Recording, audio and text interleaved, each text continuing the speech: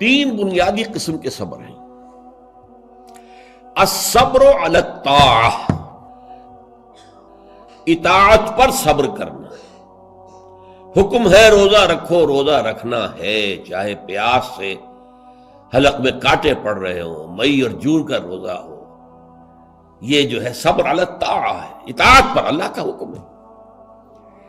آپ کہیں گئے ہوئے سوات کا اذان، صبح کا وقت ہے اور آپ کو وضو کرنی ہے، پانی موجود ہے لیکن یخ ہے، ہاتھ لگانے سے بھی انسان خوف کھاتا، اتنا یخ. لیکن جب پانی ہے تو وضو تو کرنا ہوگا، صبر کرنا پڑے گا. یہ صبر علی الطاعہ کی ایک مثال ہے کہ اطاعت جو ہے اس کے لیے صبر کرنا، جھیلنا، اس کی سختی کو برداشت کرنا، اس میں جو تکلیف ہو اس کو جھیلنا. اللہ یہ کہ انسان بیمار ہو اور اندیشہ ہو کہ اتنے ٹھنڈے پانی کے استعمال کرنے سے جان جانے کا اندیشہ، وہ بات دوسری ہو جائے گی.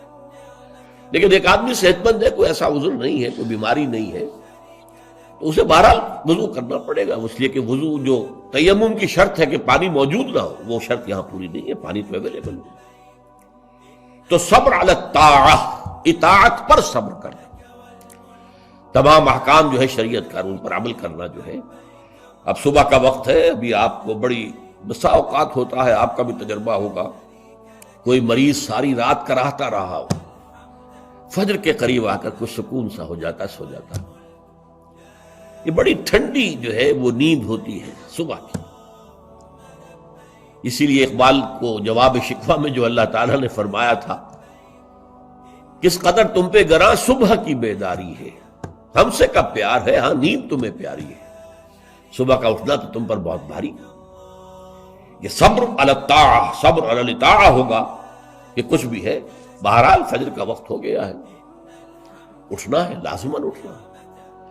یہ ٹھنڈی ٹھنڈی جو ہوا چلی، ایک سخت گرمی کا موسم ہو، حبس میں رات گزری ہو، صبح کے وقت کوئی نسیم سحری تھوڑی سی چلے گی اور ایسی لوریاں دے گی، ایسی تھپکیاں دے گی کہ آدمی جو ہے وہ چاہے گا کہ بس میں اب آرام کروں، سو جاؤں. اٹھنا ہے، نماز کا وقت ہے، نماز فرض ہے. تو الصبر علی الطاعہ. دوسرا صبر ہے الصبر عن المعصیہ، معصیت سے رک جانا، صبر کرنا. کوئی لذت ہے کام و دہن کی لیکن ہے ممنوع، غلط ہے، حرام شے ہے، لہذا رکنا ہے. یہ ہے صبر عن المعصیہ، وہ ہے صبر علی الاطاعہ.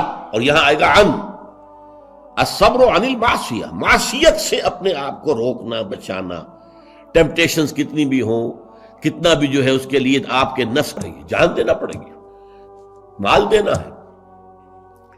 یا اور اسی طرح سے اللہ کی طرف سے آزمائش آ گئی ہے، آپ پر کوئی مصیبت آ گئی ہے، آیا اس میں آپ صابر رہتے ہیں یا اول فول بکنا شروع کر دیتے ہیں اللہ کے خلاف؟ اجی ہمارے ساتھ تو اللہ نے کبھی کوئی خیر کیا ہی نہیں، سب بھول گئے جو بھی اللہ تعالیٰ نے پہلے احسان کیے تھے، کیونکہ ایک آزمائش آ گئی.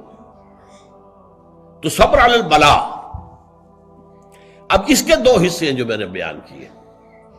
ایک ہے صبر علی الایذاء، آپ اسلام کی دعوت دے رہے ہیں، کوئی آپ کو ایذا پہنچاتا ہے، سخت ایذا پہنچاتا ہے.